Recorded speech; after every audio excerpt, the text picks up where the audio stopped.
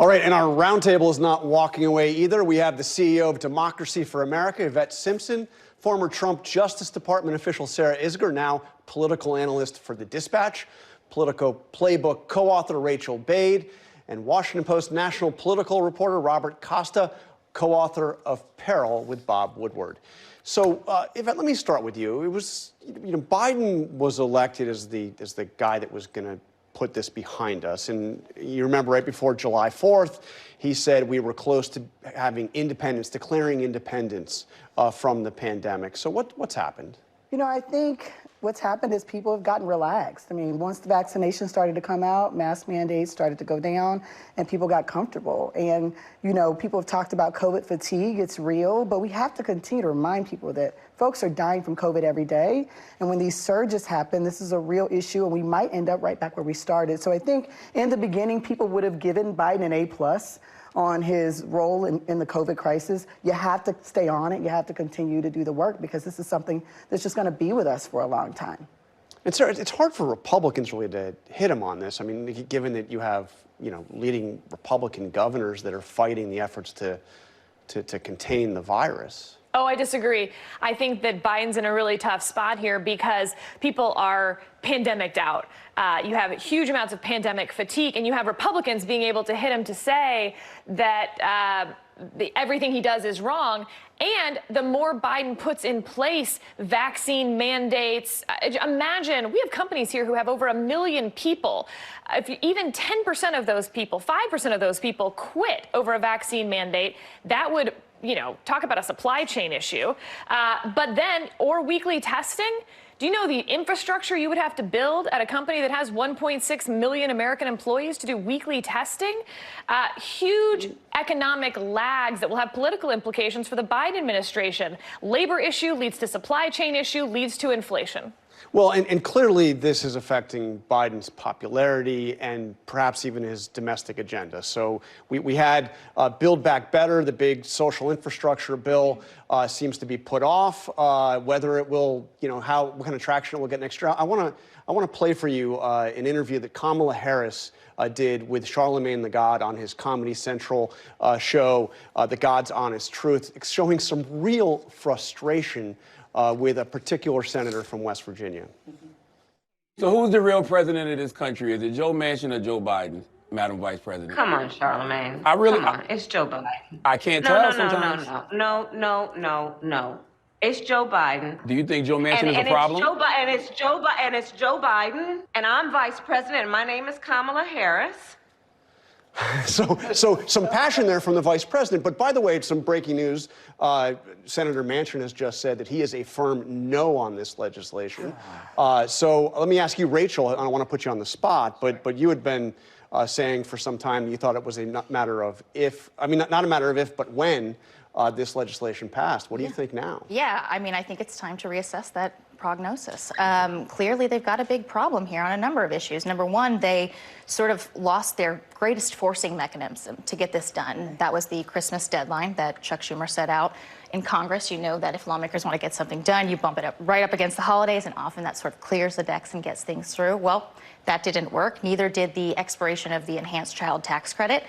Going into an election year, Democrats sort of saw this as something they had to pass to extend that child tax credit to keep making sure American families get these payments in an election year when they're facing, an uphill battle. And then Joe Manchin just saying he's a no on Build Back Better. Look, this is a guy who has a fundamental ideological problem with spending $2 trillion at a time when we have a $30 trillion debt and inflation is at a 40-year high. This is going to be a big problem for him. He has problems with the structure of the bill, and I'm not sure it can pass the way it is right now. They might have to totally rework this thing, and we don't know what it's going to look like or when or if it's going to happen. And Bob, it's not like Manchin's kept a secret of what Rachel's just said. He's actually been pretty consistent. I frankly haven't really understood the optimism that we've heard coming out of the White House that, he was going to come around.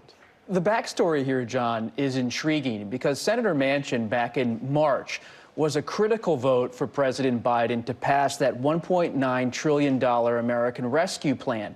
And at the time, President Biden had to go to the wall and really plead with Manchin, come around on this, Joe. I need this vote. My presidency's on the line. And Manchin, somewhat reluctantly, came along, gave Biden the vote he needed on that $1.9 trillion bill. But some of the White House's own political capital, as we show in our book and my own reporting, has been spent with Manchin, and he doesn't feel pressure from this White House or from progressives. Well, progressives, Yvette? Well, I think the biggest, the biggest hook we had to keep Manchin was the infrastructure bill. And that's why so many progressives wanted those bills tied together. Once you give the big cheese to Republicans and to Manchin, they have zero incentive to stay at the table. And we know that Manchin has been squirrely before. He said 4, and then he said 2. The reality is that Manchin has zero incentive, despite the fact that West Virginians need this bill more than probably any other state, because he is in a position where he is frankly being paid a lot by lobbyists, a lot by big companies, and he has zero desire to actually deliver for the people who need it here. So what do you and the progressives do about it? Well, we continue to push and fight. I want to go back to the Charlemagne comment, and I want to say that the vice president did exactly what she had to do there. But the question that Charlemagne is asking is the question a lot of Americans are asking: who's in charge here? And it doesn't look like Joe Biden's in charge. In fact, Manchin is pulling a lot of punches, and he's also making it look like Joe Biden doesn't know what he's doing, and he's not the man in control. Democrats, they have a huge political problem here, and that is that they have been overselling or saying that they can pass this bill for a long time now. Education, healthcare, climate change. And now Joe Manchin is saying he's not there. If he gets his way and sort of reworks this bill, we might actually see a bill that maybe does one of these things, but not, all of these things. And Democrats had specifically structured this bill so that they would only fund these programs for a couple of years, but they could do everything they wanted. But he's saying he doesn't want to do that. He wants to pick maybe 1 or 2, and that's going to really cause a problem for the base. I mean, Democrats have been telling their own base that they're going to get this done. That could decrease voter turnout in an election year when they're already facing this uphill battle to keep the House and the Senate. They have a real problem. And we may see the moment for the Biden presidency, frankly, passing. I mean, with the Republicans favored, maybe even overwhelmingly favored to win back the House. Axios has a new story out this morning saying that Kevin McCarthy's kind of master plan is a series of investigations, investigating the Biden administration in a whole range of issues. It's incredible that the Democratic Party has not pursued what David Shor, former Obama data guy, dubbed popularism. Pursue popular things. Just pass the extended child care tax credit, for instance. Don't tie it to climate change and all these other things. The reason that Joe Biden's poll numbers were doing actually fine in the modern version of approval numbers until August was a competency argument. It was the failure in Afghanistan, doubled by then a sort of flim-flamming around when Delta hit, and then over-promising a total inability to get his people in order, while the progressives are Yvette is not only Manchin. shaking her head, she's sighing. So every piece of this legislation is popular, and they've all been polled to death. Every piece of the bill back, it's not about popular, and it's not about Manchin having a spending problem. He had no problem increasing the military budget. He has had no problem spending money on tax cuts for the rich. He has a problem because he is not serving the people in his district. He's serving himself. And we have to call that out and say that that's the truth. He's a Democrat winning in a state that Donald Trump won by 30 points, and you're saying he's not serving the people of his district? He keeps winning. West Virginians are among the poorest in the nation. You think that a progressive could win in West Virginia, win that Senate seat? You are going to give that Senate seat to Republicans, and Mitch McConnell is going to be thrilled. How about a person who does the job as a representative? All you're supposed to do is to represent your people, and overwhelmingly West Virginians support this legislation. Bob? If you listen to President Biden's remarks in South Carolina this week, he spoke at South Carolina State, he reminded the audience that the stakes are bigger than just Build Back Better. Democracy is also on the agenda in 2022. Voting rights are on the agenda. And so as much as Senator Manchin is at the center of the discussion, he's not at the center of the American debate. And many Democrats who I'm speaking with are saying we need to remind voters in 2022 about the stakes and about why Biden won more votes than any other American presidential candidate. This is the perfect example. The voting rights legislation that the Democrats are proposing does all sorts of this stuff instead of fixing the Electoral Count Act. It's time that the reign of criminals who are destroying our city, it is time for it to come to an end. And it comes to an end when we take the steps to be more aggressive with law enforcement and less tolerant of all the that has destroyed our city. San Francisco Mayor London Breed, who previously advocated reducing funding for her city's police department, taking a fresh, hard line on crime. We'll get with that in a moment, but the roundtable first, I want to start with January 6th. And Rachel, you are as good a student of Mitch McConnell as anybody. So can you help interpret the comments that we just heard him say about the January 6th committee? I mean, the about face. Yeah, I mean, he's very careful, and he said this a couple of times. He said it on Capitol Hill. He said it again in an interview back home. What's he doing here? I mean, I sort of have two theories on this. One is that, one of the reasons that Mitch McConnell did not want this outside commission on January 6th was because he worried that the results would come out in an election year and could actually hurt Republicans in their reelection when they tried to flip the Senate. It could be, perhaps, that he's feeling so confident that they are going to flip the Senate, given where Joe Biden's poll numbers are, the status of the Democratic Party right now, that he doesn't see that as a threat anymore. The other option is, we heard from folks close to him that he also had a concern that focusing on Trump would only make him more powerful, make him more of a martyr with the base, and keep him around longer. And that's another reason why he wanted this to all disappear. But, it's clearly shown that his staying power is lasting. He's still, the #1 person who's choosing people in primaries. He's influencing folks on the right. And so perhaps Mitch McConnell wants, all the truth to come to light on this because he doesn't want, Trump in office again. And the more stuff that comes out, perhaps it could hurt him in the long run. So, Bob, there's to a counterpoint from Rachel has just said there. Jonah Goldberg had a column in the LA Times suggesting that Trump's power is actually waning.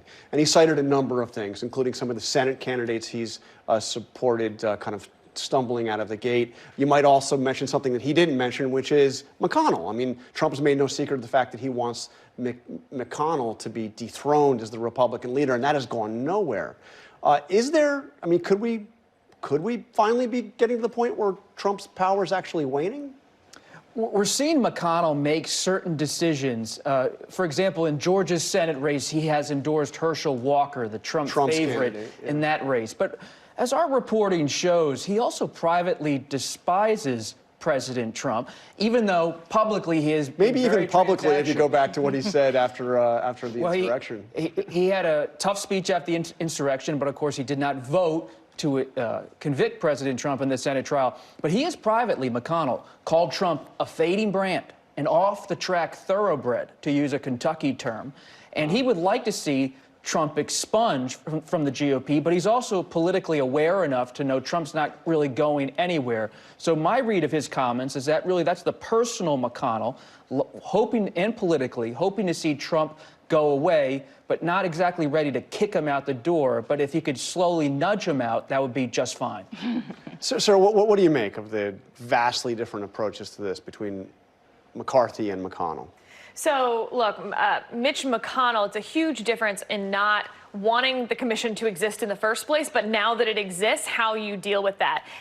Trump is out there trying to get Senate candidates to commit to not supporting Mitch McConnell for Senate leader if they take back the Senate. And so I think this is Mitch McConnell saying, oh, okay, well, let's play ball then. Let's see what happened on January 6th. Another problem that both, frankly, McCarthy and McConnell are going to have, and I think McConnell is just the more strategic player in all of this, is there's about to be a whole lot of Republican primaries where some candidates are going to lose. Some of those will be Trump-endorsed candidates. And if they then claim that those elections were stolen, there's going to be this intra-Republican fight that is going to be relitigating in some ways 2020, where the election being stolen won't make a lot of sense in a lot of places. So I think McConnell's setting the groundwork for that as well and saying, no, our elections are fair. There is no lie. So the Republican primaries are going to move forward as well. Meanwhile, Yvette, you have this effort, this actually pretty strategic effort to, by Trump to go after the people that stood up against him in challenging the election in 2020. Not just the members of Congress that voted to impeach him, but these officials, people like Brad Raffensperger, and Sarah said supporting candidates who are going to repeat his lies about the election. Retribution is like classically Trump. It is kind of his MO, it's his thing, and we're not surprised. And I think part of that is his showing his dominance and saying that I'm still a player here, and if you come against me, I will challenge you. And I think that's the challenge McConnell is having, right? He's got to pull his party back to some semblance of sanity because it's a mess right now. He knows that at the end of the day, the more evidence comes out, we're going to see more people at the top levels being carted off probably to prison for their role in an insurrection and the assault and murder of police officers on that day, an attack on our Capitol. And so I think that, Trump is being Trump is going to be Trump. McConnell has to hold a line and has to figure out what he's going to do as Trump continues to do what he does. I think one of the challenges that both the panel and, Mitch McConnell has, if indeed his hope is that this committee turns up something that could damage Trump, is that the narrative really has already set. True. You have people on both sides of the aisle who they're not going to change their minds. I mean, half of the Republican base believes that Trump was actually the real winner in 2020. You have a huge chunk of the party that doesn't think January 6th was anything other than a protest, falsely, of course. But, the issue that the committee has is that this is set, and we're going to be about a year and a half after January 6th by the time they start having these high-profile public hearings. The public has already gone through 2 impeachments. Mm-hmm. They're tired. They don't want to talk about this. They don't want to follow it anymore. And so they have a real challenge in terms of, even if they're turning up things, can they really change minds? But John, the question I have is, when does the DOJ get involved, and do they? I mean, if these individuals well, that was the question really at Kinzinger. It seems like yeah. they're outlining. I mean, all the prosecutions have been on the equivalent of the drug dealer in the park, not the kingpin that was orchestrating it all. But Bob, on the committee and whether or not they can move the needle, I mean, there is something different here than the impeachments. I mean, you're going to have actual witnesses potentially in prime time, and they've had more time to investigate. Could this committee actually move the needle? Many things could move the needle, and we don't know the full scope of what this committee is uncovering in interviews, in different documents they're able to now review and use as part of their investigation. And let's not forget, to the Department of Justice point, Merrick Garland, the Attorney General, has convened a grand jury. That grand jury issued the criminal indictment on Steve Bannon's refusal to comply with a congressional subpoena. So we have a DOJ component of this. We have a congressional committee that's aggressive, getting new text messages.